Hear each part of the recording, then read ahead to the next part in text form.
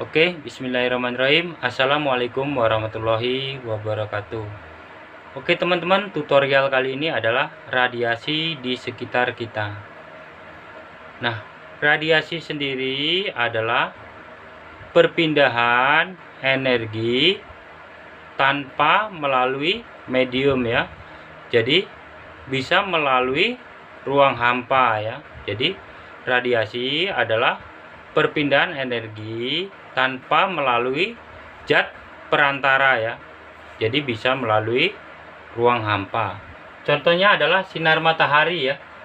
Sinar matahari ini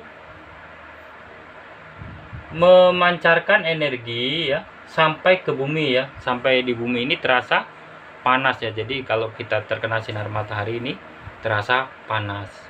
Nah, perpindahan energi matahari ini melalui cara radiasi atau pancaran. Nah, radiasi sinar matahari ini diserap oleh tumbuhan ya.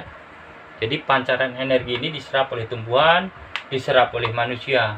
Nah, diserap oleh tumbuhan untuk apa? Untuk memasak makanan ya. Kemudian pada malam hari juga dia mengeluarkan gas sisa. Selain itu juga dia juga mengeluarkan radiasi. Jadi tumbuhan itu selain menyerap juga mengeluarkan radiasi atau mengeluarkan gelombang energi. Begitu juga manusia menyerap energi matahari, kemudian manusia juga sebenarnya memancarkan energi. Jadi semua benda itu sebenarnya memancarkan energi ya. Manusia juga memancarkan energi. Jadi manusia itu kalau sudah meninggal ya, pada saat pelapukan itu ya, pelapukan tubuhnya melapuk menjadi tanah itu, dia mengeluarkan energi. Hanya saja kita tidak melihat cahayanya ya.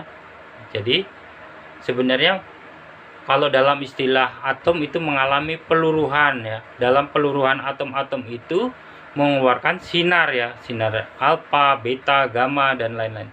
Seperti juga atom. Atom-atom seperti bom atom. Bom atom itu juga mengalami peluruhan ya. Kalau peluruhannya secara cepat seperti bom nuklir itu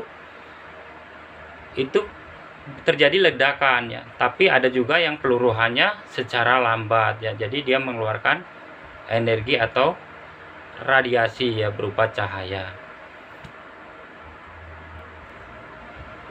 Seperti matahari. Matahari juga itu sebenarnya mengalami peluruhan ya. Dia pada saat proses meluruh atau mendingin ya, dia memancarkan energi. Nah, energinya berupa yang cahaya yang sampai ke bumi ini. Jadi peluruhan dari atom-atom itu mengeluarkan radiasi. Nah, kemudian radiasi dari gelombang elektromagnetik ya. Nah, zaman dulu ada radio, pesawat radio. Nah, dari pemancar radio dikeluarkan sampai ke penerima.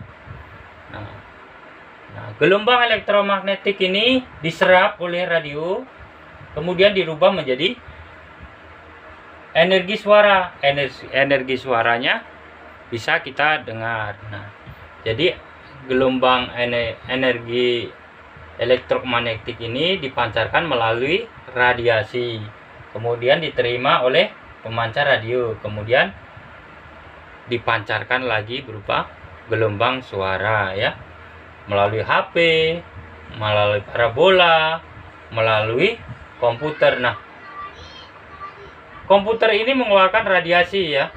Radiasi ini bisa merusak mata. Nah, radiasi dari HP itu bisa menyebabkan kanker otak ya. Jadi gelombangnya ini kan, misalnya HP kita pegang di sini. Nah, ini juga memancarkan gelombang. Gelombang elektromagnetik ini dipancarkan ini sampai ke pemancar. Nah, pemancar sampai ke HP. HP kalau kita menelpon orang itu nggak langsung ke HP orang, tapi diserap melalui pemancar ini ya. Nah, kemudian dari pemancar disebarkan ke angkasa. Nah, nanti mencari nomor orang yang kita telepon tersebut. Nah, dampaknya apa? Ya, ini bisa menyebabkan, kalau terlalu dekat atau sering kita menggunakan, bisa menyebabkan kanker ya. Karena energi radiasi ini mengubah struktur molekul atau atom-atom yang ada di dalam tubuh kita ya. Nah, akibatnya atom-atom dalam tubuh kita ini tidak stabil. Nah, inilah yang menyebabkan penyakit kanker ya. Sel-sel atau atom dalam tubuh kita ini tidak stabil karena ada eksitasi atau pancaran dari gelombang elektromagnetik tersebut. Kemudian radiasi sendiri dibedakan menjadi dua ya, yaitu radiasi non-ion dan radiasi ion. Nah, radiasi non-ion itu adalah radiasi yang memiliki frekuensi gelombang elektromagnetiknya rendah ya. Contohnya adalah gelombang radio, gelombang HP, gelombang suara kita. Nah, gelombang radio itu frekuensinya masih tergolong rendah ya, karena tidak bisa mencapai jangkauan yang jauh. Kemudian gelombang HP, gelombang suara juga rendah ya, tidak bisa mencapai jangkauan yang jauh. Nah, kemudian adalah radiasi ion ya. Radiasi ion ini adalah radiasi yang memiliki frekuensi gelombang yang tinggi. Contohnya sinar kosmis ya, kosmik ya, sinar Roentgen. Nah, sinar Roentgen ini untuk apa itu? Mengetahui organ-organ di dalam tubuh kita ya. Contohnya untuk mengetahui tulang yang patah, maka digunakan sinar Roentgen atau sinar X ya.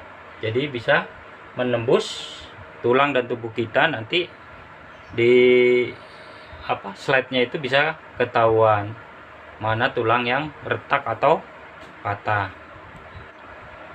Jadi radiasi itu bisa menguntungkan dan merugikan ya.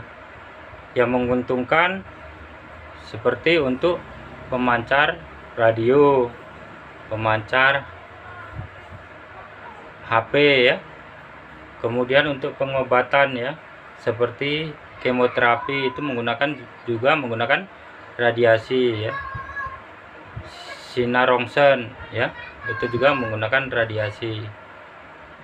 Nah, bagaimana cara mencegah atau mengurangi tubuh kita dari radiasi-radiasi yang berbahaya ya. Contohnya adalah penggunaan HP. Nah, kalau kita terlalu dekat menggunakan HP ini, maka radiasinya akan mudah mengenai kita ya. Jadi kita akan terpapar radiasi dari HP. Nah, dampaknya akan besar ya. Memang tidak terlihat secara langsung ya, tapi lama-kelamaan otak kita, kalau kita sering menggunakan HP, menjadi rusak ya. Misalnya telinga berdenging ya, atau sakit kepala. Nah, itu bisa juga karena dampak dari radiasi dari gelombang HP ya, gelombang yang dipancarkan oleh HP. Nah, kemudian sering-seringlah di tempat yang terbuka ya, karena tubuh kita juga mengeluarkan radiasi ya. Di dalam ruangan itu, kalau kita ruangan sempit, maka tubuh kita mengeluarkan radiasi atau gelombang memantul ke tembok mengenai kita kembali. Nah, itulah terjadi tumbukan frekuensi ya di otak. Nah, itu juga bisa menimbulkan telinga seperti berdenging ya, ada frekuensinya. Otak kita kan mengeluarkan frekuensi juga, mengeluarkan gelombang juga. Kemudian menghindari tempat-tempat yang berdekatan dengan reaktor ya. Misalnya ada reaktor pembangkit listrik tenaga nuklir. Nah, itu perlu pakai alat-alat khusus ya, pakai pakaian khusus ya untuk menghindari dari terkena paparan radiasi. Oke, sampai di sini dulu tutorial kali ini. Saya akhiri. Wassalamualaikum warahmatullahi wabarakatuh.